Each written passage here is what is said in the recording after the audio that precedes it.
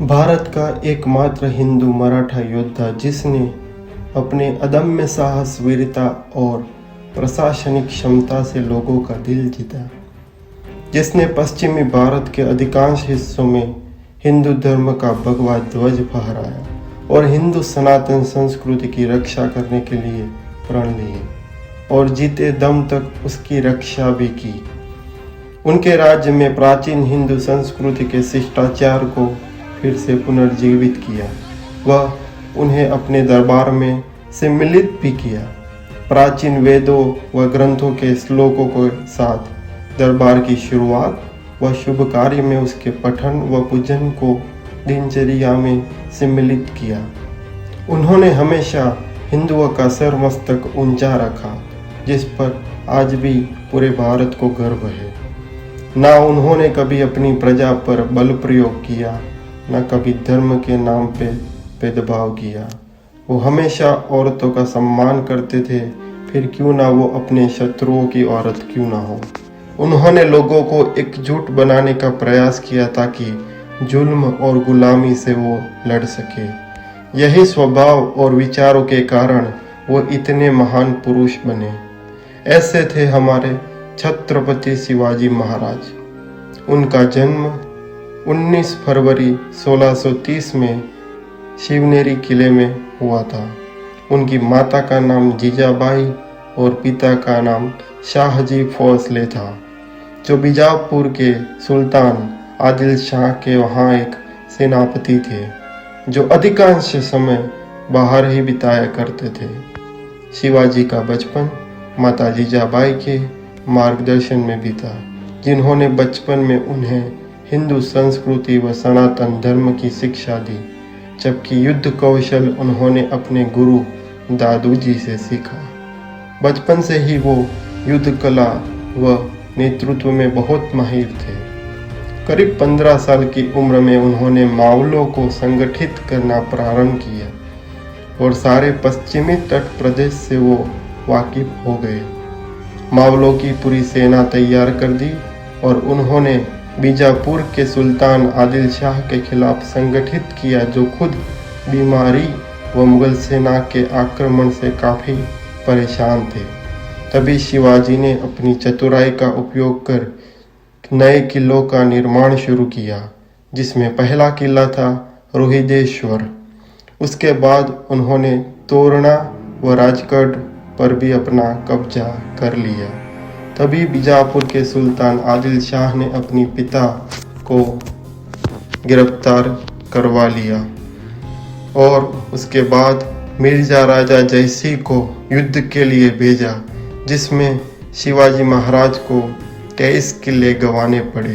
पर फिर भी वो शांत नहीं बैठे और उन्होंने अपना अभियान जारी रखते हुए अपने सेनापति तानाजी मालसुरे को कोंडाणा भेजा और उस भयानक युद्ध के बाद उस पर कब्जा कर लिया। लेकिन इस भयानक युद्ध में तानाजी मालसुरे वीरगति को प्राप्त हुए। उसके बाद उन्होंने एक के बाद एक पुणे, सुपा व पुरंदर तक अपना कब्जा कर लिया। बाद में उन्होंने कोंकण व मैदानी इलाकों की तरफ अपना रुख किया, लेकिन उसके लिए उन्होंने अपनी सेना को और मजबूत किया और अपनी खुद की अश्व सेना भी बनाई।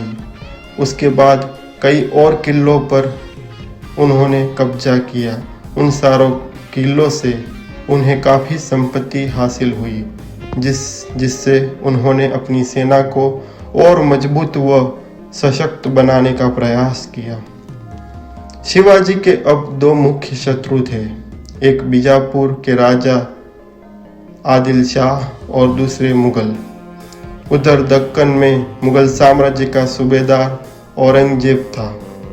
इसी समय 9 नवंबर 1656 को बीजापुर के सुल्तान आदिल शाह की मृत्यु हो गई। इस स्थिति का फायदा उठाते हुए औरंगजेब ने बीजापुर पर आक्रमण कर दिया, तो शिवाजी ने उसका साथ न देते हुए मुगलों पर हमला बोल दिया और जुन्नर नगर और अहमदनगर से उनको ढेर सारे अश्व व हाथी और संपत्ति मिली।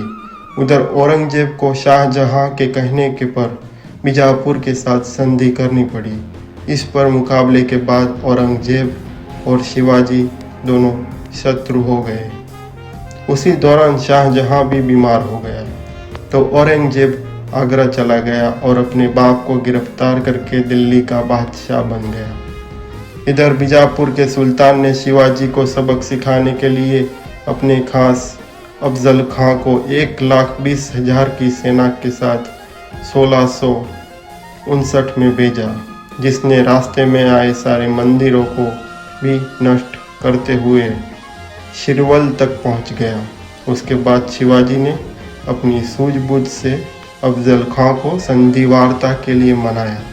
जब दोनों 10 नवंबर 1659 में अकेले मिले तो महाकाय अफजल खां ने शिवाजी को अपनी कटार से मारना चाहा, लेकिन चतुर व बहादुर शिवाजी ने अपने वस्त्र में छुपाए बागनखा से अफजल खां का पेट चीरकर उसको मार दिया और उसके बाद उन्होंने पन्हाला किले पर कब्जा कर लिया।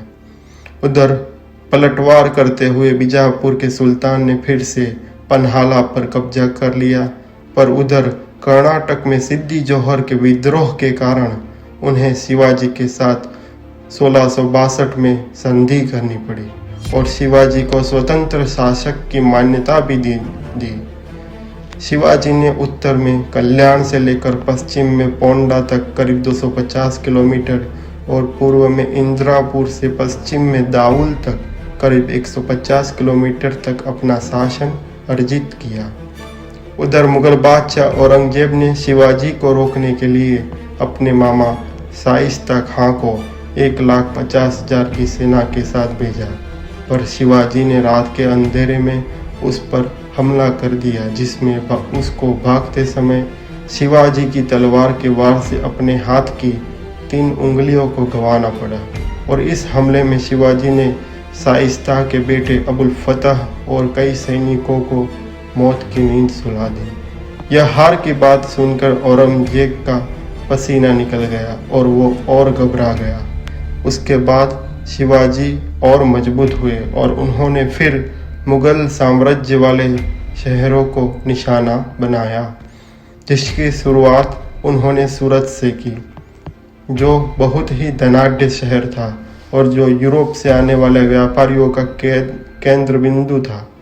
तो शिवाजी ने 4,000 की सेना के साथ उस पर 1664 में हमला कर दिया। उन्होंने 6 दिन तक सिर्फ धनाढ्य व्यापारियों को ही लूटा, आम नागरिकों को कोई नुकसान नहीं पहुंचाया। यह लूट से औरंगजेब और घबरा गया और उसने अपने खास आदमी राजा जयसिंह और दिलेर खान को शिवाजी से लड़ने के लिए भेजा, जिन्होंने शिवाजी पर आक्रमण कर दिया और बहुत सारे किले जीत लिए और अंत में शिवाजी को संधि करनी पड़ी।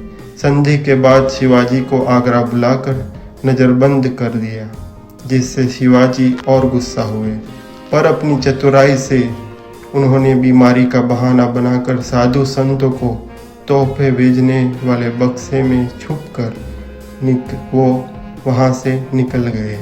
फिर वो काशी पहुँचे, जहाँ से वो बीजापुर होके 2 सितंबर 1666 को वो राजगढ़ पहुँचे। शिवाजी व मराठा साम्राज्य को नवजीवन मिल गया। वहाँ औरंगजेब गुस्से से आग बबूला हो गया और राजा जयसिंह पर शक कर उसको मार डाला। इधर शिवाजी ने अपना युद्ध मुगल साम्राज्य के खिलाफ जारी रखा और आखिरी में 1668 में औरंगजेब ने शिवाजी को राजा पद की मान्यता दी और कई किलों पर उनका शासन स्वीकृत किया।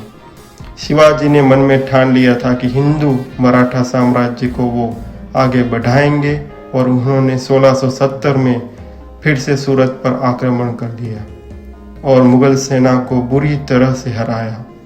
सन 1674 तक शिवाजी ने उन सारे किलों पर अपना कब्जा कर लिया जो संधि के तहत मुगलों के पास थे। सन 4 अक्टूबर 1674 को हिंदू मराठा साम्राज्य की स्थापना कर शिवाजी महाराज का हिंदू संस्कृति के अनुसार श्लोक व जय भवानी के उद्घोष के साथ राज्याभिषेक हुआ और उनको छत्रपति शिवाजी महाराज की उपाधि मिली और लोगों में उनकी स्वीकृति और बढ़ी। शिवाजी महाराज का हिंदू मराठा स्वतंत्र साम्राज्य का सपना पूरा हुआ।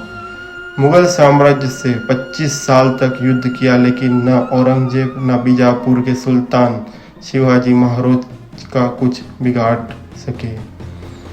3 अप्रैल 1680 में बीमारी के चलते उन्होंने दुनिया से विदा ली, लेकिन उनका हिंदू मराठा साम्राज्य का सपना पूरा हुआ और बाद में उनके पुत्र संभाजी हिंदू मराठा साम्राज्य के राजा बने। जय भवानी।